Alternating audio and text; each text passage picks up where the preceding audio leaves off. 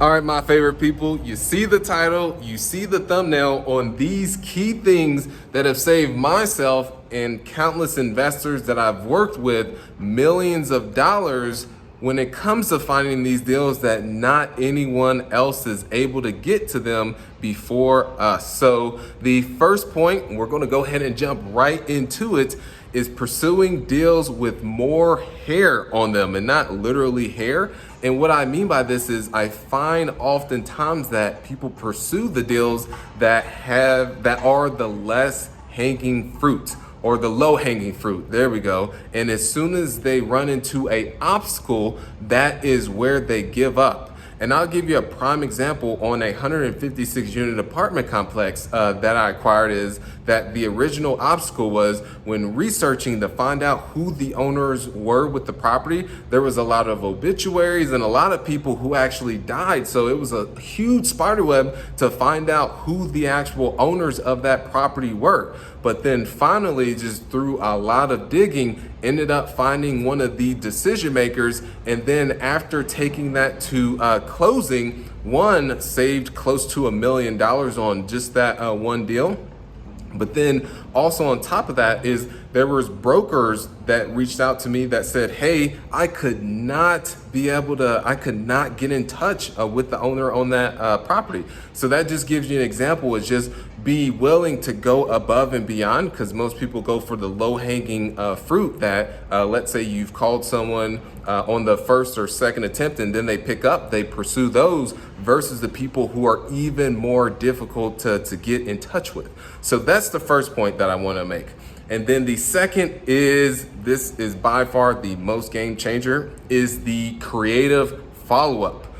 Most have the follow-up of every time that they reach out to the seller of the property or the owner of the property, is the same messaging. Now you're interested in selling your property. Now you're interested in selling your property. Now you're interested in selling your property. But if you are able to take a different angle, this will give you the upper hand over the competition and allow you to get the deals that before anyone else is able to do it, because they're doing the same messaging. So these are the types of creative follow-ups that you're able to get. And then one individual, Matthew Weaver, an investor that I've been working with, is one of the sellers. Is he's offering value and helping them with they haven't yet they've made the decision to sell the property, but just not yet. And he's actually helping on the tenant relations side and helping the owners of the property get through a lot of the property management. So that's one way that you can offer value. Another is with a apartment that this was an owner that was in Louisville. I like to pronounce it Louisville, but it is Louisville, or however you want to pronounce it. Is that the owner needed, their parking lot was in rough shape.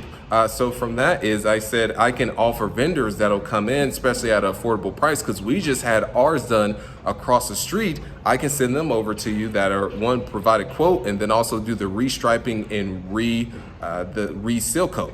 So that's what I mean, is just taking different angles and following up, because the key thing I want you to take away from this is it's about timing and staying top of mind. So whichever way you can stay top of mind without being annoying and intrusive, that will give you the upper hand. And you can do this by taking different angles, and the owner won't even realize that you were following up because you're so value-based, and then they'll end up going with you over the competition. So that's all I have for you. Is one, first and foremost, is to the deals that have more hair and more moving parts in order to get through to the actual owner to then convert them to a seller, are the best ones.